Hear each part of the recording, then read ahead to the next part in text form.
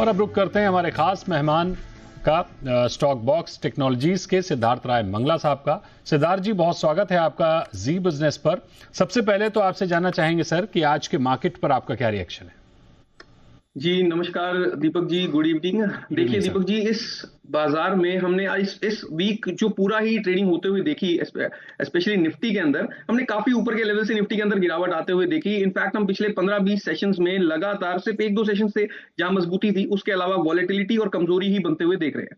पर दीपक जी, अब बाजार फाइनली इतनी गिरावट के बाद पिछले 6 महीने के सबसे क्रूशियल लेवल पर आकर खड़ा हो गया। स्पॉट में अगर मैं निफ्टी का आपको एक लेवल बताऊं तो लेवल है 23,350 का। वहां पर आज भी मार्केट ने रिस्पेक्ट किया और थोड़ा सा टर्नआउट हमें दिखाया। 6 महीने में जितनी बार इस लेवल के आसपास बाजार आया है, फिर से चलने की कोशिश की है। इसलिए मंडे के अंदर या नेक्स्ट वीक की शुरुआत के अंदर हमें सबसे ज्यादा नजर स्पॉट में 23,350 के लेवल पर रखनी है। अगर ये लेवल यहां से टूट जाता है, पहले शुरुआती ट्रेड के अंदर ही इससे नीचे अगर निफ्टी निकल जाता है, तो कहीं ना कहीं 23,000 और 22,800 तक के लेवल्स भी निफ्टी के अंदर खुल सकते हैं। वहीं अगर इस लेवल से हमेशा की तरह थोड़ी सी हम रिकवरी भी देख लेते हैं, क्योंकि बाजार काफी अंडरवैल्यूड हो चुके हैं, तो अगर 100-150 पॉइंट्स की भी शुरुआती ट्रेड में रिकवरी आ जाती है, तो हमारे लिए बहुत अच्छी स्ट्रेंथ और बहुत अच्छी रिकवरी के रास्ते खुल जाएंगे। उस केस में 23,800 तक की भी रिकवरी निफ्टी के अंदर हम बनते हुए देख सकते हैं। तो अगले वीक के लिए जो सबसे इंपॉर्टेंट लेवल निफ्टी के अंदर है, वो है 23,350 का। बिल्कुल, ये तो बात हुई बाजार की। अब आपसे जानना चाहेंगे सर, पोजिशनल के लिहाज से आपकी क्या पिक रहेगी? जी बिल्कुल दीपक जी, देखिए अगर हम अगले 5-7-10 दिनों की पोजीशन बनाना चाहते हैं, तो मैं एक अच्छा स्टॉक ढूंढ कर लाया हूं। बाजार की कमजोरी के बावजूद स्टॉक ने थोड़ी स्ट्रेंथ दिखाने की कोशिश की है। स्टॉक है दीपक जी आरती इंडस्ट्रीज। यहां पर देखिए काफी समय से स्टॉक काफी कमजोरी दिखा रहा था, पिछले 6 महीने से लगभग कमजोरी दिखा रहा था, बट पिछले 2 दिनों में एक अच्छा टर्न अराउंड का सिग्नल हमने इस शेयर के अंदर से आता हुआ देखा है। बाजार की कमजोरी और वॉलेटिलिटी के बावजूद ये रिकवरी बन रही है और थोड़ा सा ऊपर से नीचे आया बाजार की वीकनेस की वजह से, बट फिर भी मुझे लगता है कि कहीं ना कहीं आने वाले दिनों में ये टर्न अराउंड इस स्टॉक के अंदर एक्सटेंड हो सकता है। तो आरती इंडस्ट्रीज को हम यहां से बाय कर सकते हैं। स्पॉट में अभी 421-422 के आसपास इसका प्राइस चल रहा है। स्टॉप लॉस हम इस काउंटर के अंदर रख लेंगे 409 रुपए का, और हमारे टारगेट्स होंगे दीपक जी, पहला टारगेट 450 का, सेकेंड टारगेट 465 तक का। 465 का टारगेट है। ओके, ये तो बात हुई पोजिशनल पिक की। लॉन्ग टर्म पिक के लिहाज से कहां मौके बनते दिख रहे हैं सर आपको? जी बिल्कुल दीपक जी, देखिए एक स्टॉक है मैरिको। यहां पर भी हम बहुत लंबे समय से इस स्टॉक को, एक लेवल था 660 के आसपास, वहां तकलीफ आती थी। नीचे से ऊपर तो आ जाता था, बट इस लेवल के आसपास आते ही फिर से रुक जाता था, फिर से डिप आया था इस शेयर के अंदर। बट पिछले 2 दिन में एक बहुत बड़ी चाल के साथ इस काउंटर ने 660 से ऊपर निकलकर एक बहुत मजबूती का मोमेंटम हमें दिखाया है। तो आने वाले तकरीबन 2-3 महीनों तक इस काउंटर के अंदर एक फ्रेश मोमेंटम हमें देखने को मिलना चाहिए। मुझे दिख रहा है कि कहीं ना कहीं ऑल टाइम हाईज भी हमें यहाँ पर इस काउंटर के अंदर बनते हुए दिख सकते हैं, जो कि है 720 के आसपास के। तो इस शेयर को बाय किया जा सकता है। अभी 673-674 के आसपास में चल रहा है। हम इस शेयर के लिए थोड़ा लॉन्ग टर्म का स्टॉप लॉस हमारा रख लेंगे 650 पर, और हमारे टारगेट्स होंगे दीपक जी, पहला टारगेट जैसा मैंने बताया 720 और सेकंड टारगेट 740 तक का। ओके, लॉन्ग टर्म मतलब कितने समय के लिए सर? तकरीबन मान लीजिए 2 से 3 महीने को मैं यहां पर देखता हूं कि ट्रेडिंग के पर्सपेक्टिव से वो काफी अच्छा समय है। ठीक है, तो ये तो हुई लॉन्ग टर्म पिक। और अब अपने जो हमारे दर्शक हैं उनका सवाल ले लेते हैं। हमारे पास ईमेल पर ढेर सारे सवाल आए हैं और इनमें सबसे पहला सवाल है कमलेश का, जालंधर से। इन्होंने भेजा है सवाल अपना। जोमेटो के शेयर हैं सर इनके पास, 81 शेयर हैं, 236 के भाव से इन्होंने लिए थे। क्या करना चाहिए इनको? जी दीपक जी, देखिए दीपक जी, जोमेटो इस समय एक बहुत क्रूशियल लेवल है जोमेटो के अंदर 240 का। इनकी खरीद से ऊपर का लेवल जरूर है, बट इस लेवल को जोमेटो तकरीबन पिछले 4 महीने से मैं देख रहा हूं कि बहुत अच्छे से कमजोरी जब भी आती है तो 240 पर आकर ये यहां पर रुक जाता है।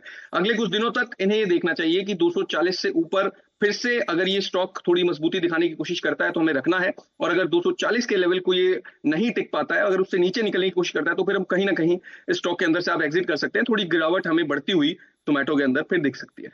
ठीक है, 240 से नीचे जाता है तो आप सेल कर दें, ये राय है। अगले हमारे पास जो ईमेल आया है सर, वो प्रसेनजीत दास का है, सिलीगुड़ी पश्चिम बंगाल से। IRFC के इनके पास शेयर हैं, 1000 शेयर हैं। इन्होंने 146 के भाव से खरीदे थे। क्या राय रहेगी सर इनके लिए? जी आईआरएफसी में देखिए दीपक जी थोड़ी सी कमजोरी है। ऊपर से कोई भी पुल बैक या रिकवरी इस शेयर के अंदर सस्टेन नहीं हो पा रही है। तो एंड जब तक अब ये 150 के लेवल से ऊपर नहीं निकल जाता तब तक हमें बहुत ज्यादा मजबूती भी आईआरएफसी के अंदर एक्सपेक्ट नहीं करनी चाहिए। तो इन्हें कोशिश करनी चाहिए कि थोड़ा सा अगर यहाँ पर राइज या रिकवरी छोटी सी काउंटर के अंदर देखने को मिलती है तो हमें वहां से इस शेयर से निकलने की कोशिश करनी चाहिए, निकलने के मौके ढूंढने की कोशिश करनी चाहिए। ओके, अगर रिकवरी होती है तो निकल जाए, ज़्यादा बेहतर होगा। अगले ईमेल पर पहुंचते हैं। शिवजीत सिंह का ईमेल है, भुवनेश्वर से इन्होंने भेजा है। आईओसी इनके पास है 1000 शेयर, 165 के भाव से इन्होंने लिए थे। क्या राय रहेगी सर इनको?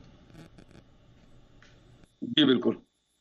यहाँ पर देखिए ये पूरा स्पेस ही जो मैं देख रहा हूँ पीएसयू से जुड़े काउंटर्स काफी समय से कमजोरी के अंदर हैं दीपक जी। नीचे के लोअर लोज हम टेक्निकल लैंग्वेज के अंदर कहते हैं कि ये बनते हुए यहाँ पर हमें इन सभी सेक्टर्स काउंटर्स के अंदर दिख रहे हैं।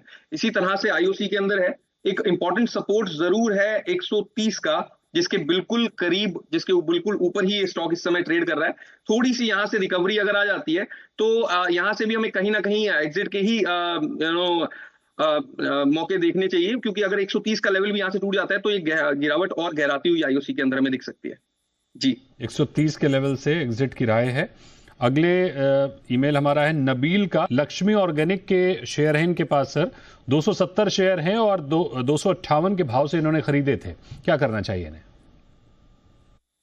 जी बिल्कुल, लक्ष्मी ऑर्गेनिक्स यहां पर देखिए जी, लक्ष्मी ऑर्गेनिक्स अब ऊपर से जिस तरह से पिछले कुछ समय में गिरा है दीपक जी, देखिए बाजार की गिरावट के साथ काफी नीचे आया है। इनफैक्ट पिछले 3 महीनों से काउंटर के अंदर 4 महीनों से काफी गिरावट है, बट ये लेवल बहुत अच्छा है इस स्टॉक के अंदर 225 का।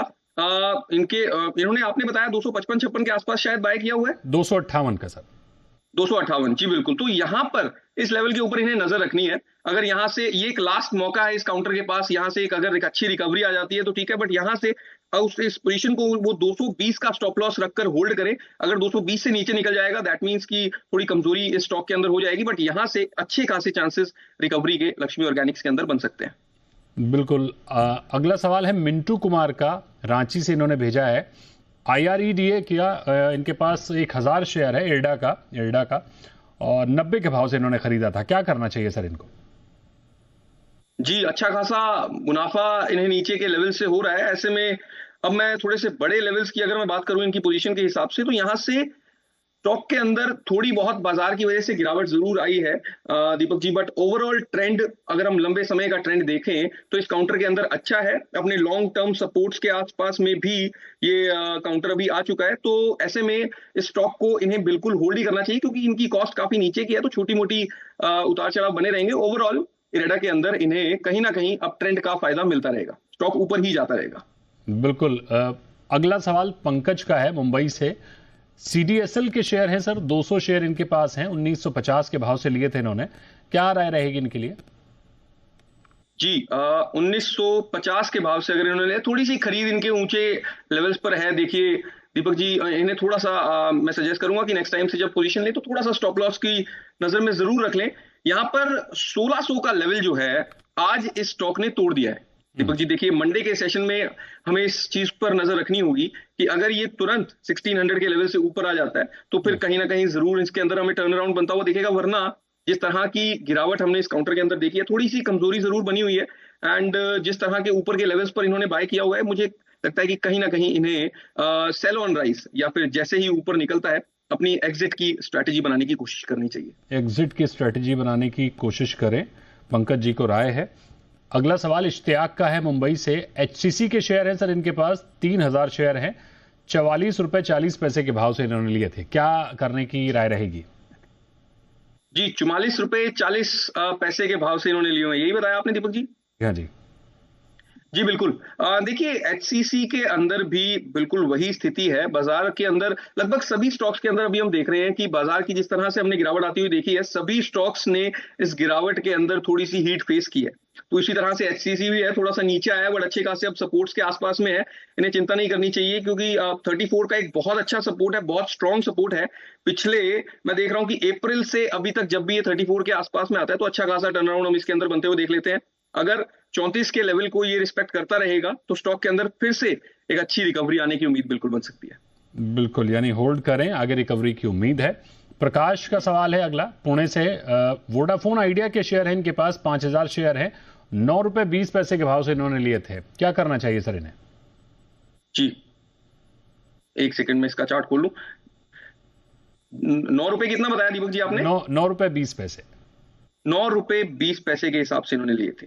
ठीक है दीपक जी, यहाँ पर कोई देखिए वोडाफोन का स्ट्रक्चर हमें सबको बताया कि ऊपर से काफी स्टॉक गिर चुका है, बट फिर भी ये स्ट्रक्चर यहां से इतना बुरा नहीं दिखाई देता है।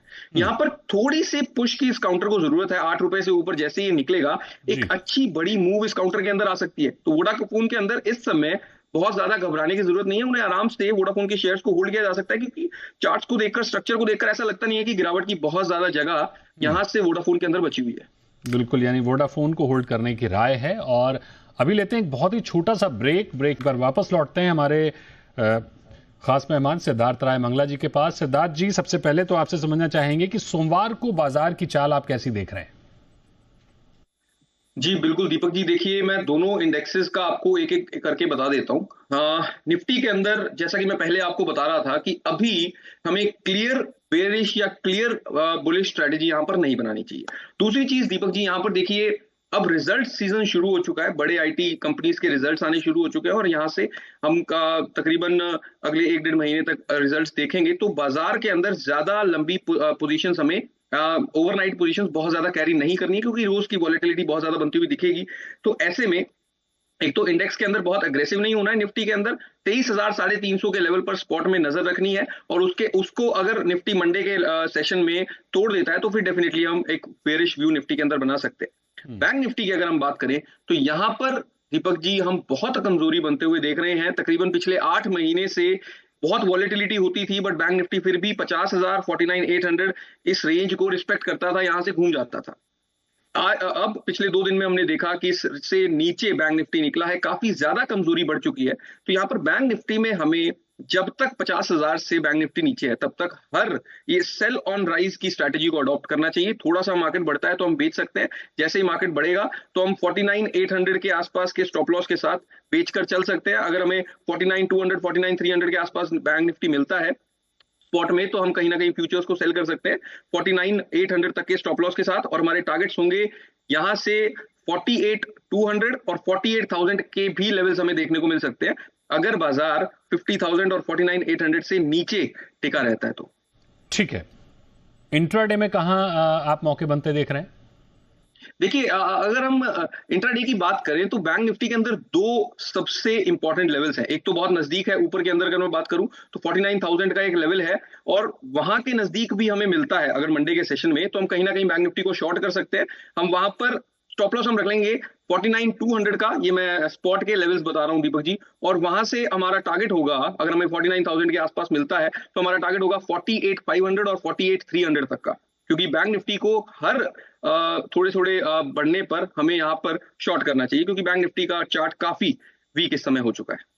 बिल्कुल, तो बहुत शुक्रिया करेंगे आपका हमारे साथ जुड़ने के लिए सिद्धार्थ जी, हमारे दर्शकों को ये शानदार राय देने के लिए। तो आज बाजार अगले हफ्ते में फिलहाल इतना ही।